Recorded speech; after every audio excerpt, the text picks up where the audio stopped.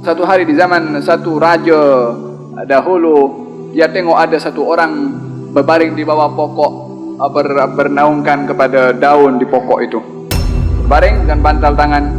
Lepas tu dia bangkit dan ambil dia punya bag, buka, ambil ada roti kering. Ambil roti kering tu, di depannya ada air sungai yang mengalir jernih, dibasahi roti kering itu. Lepas tu dimakan. Pas makan, ambil air tu minum. Alhamdulillah. Dia punya ekspresi alhamdulillah itu nampak memang puas hati betul dengan makanan roti kering dengan itu air yang depan itu. Kata raja itu, nikmat apa dia dapat tu? Dia punya ekspresi alhamdulillahnya luar biasa. Bagi tahu kepada pengawal, panggil, suruh datang. Jumpa dengan raja. Kata raja, apa kamu kata tadi? Diulang perkataannya. Apa dikatakan? Kamu tak punya rumah, roti kering kamu makan, air pun air daripada sungai, kamu ungkapkan seperti itu. Yakni apa yang bermain dalam pikiran kamu sehingga kamu dapat mengekspresikan syukur itu dalam bentuk seperti itu. Dia kata, wahai raja,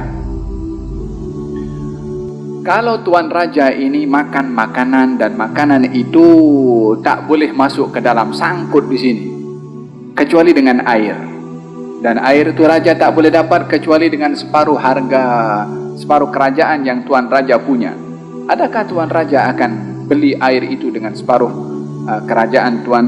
Dia kata, ya, tak akan aku nak biarkan makanan sangkut di sini. Wahai tuan raja, kalau air yang sudah diminum itu tak boleh keluar kecuali dibeli dengan separuh lagi kerajaan kekayaan tuan raja, adakah tuan raja akan beli? Dia kata, ya, siapa yang nak tahan sakit tak boleh buang air kecil. Kata orang itu, kalau begitu kekayaan tuan raja nak dibandingkan dengan segelas air dan nikmat buang air belum memadai. Saya dapat itu naungan free, dapat air free, dapat roti. Bukankah itu adalah sebesar-besar nikmat yang Allah bagi? Yang di istana tak merasakan nikmat yang hanya makan, yang tidur di bawah pokok itu. Laisal ghina, bukan kekayaan itu bikathratil arad, dengan banyaknya kita punya kaya, harta yang disimpan. La, bukan itu. Walakin al-ghina, orang yang kaya adalah ghina nafas, hatinya kaya. Dengan yang ada cukup makan hari ini, alhamdulillah. Esok ada rezeki saja besok. Faham tu? Ini sifat adalah sifat dalaman, bukan sifat luaran. Kita tak boleh, ini orang kaya, dia bukan ini orang kaya. Belum tentu juga. Ada orang kaya yang dia banyak kaya harta, kaya hati. Ada orang miskin, sudahlah miskin harta, miskin hati. Faham dong?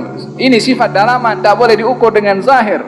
Kalau salah seorang anak murid, dia belajar kepada seorang gurunya yang miskin, tak punya harta. Hari-hari gurunya kalau nak pergi makan, pergi sungai memancing, dapat ikan, baru dimakan. Esok pergi mancing lagi, dapat ikan, makan. Hari-hari macam tu. Ya, ini rumahnya pun kecil.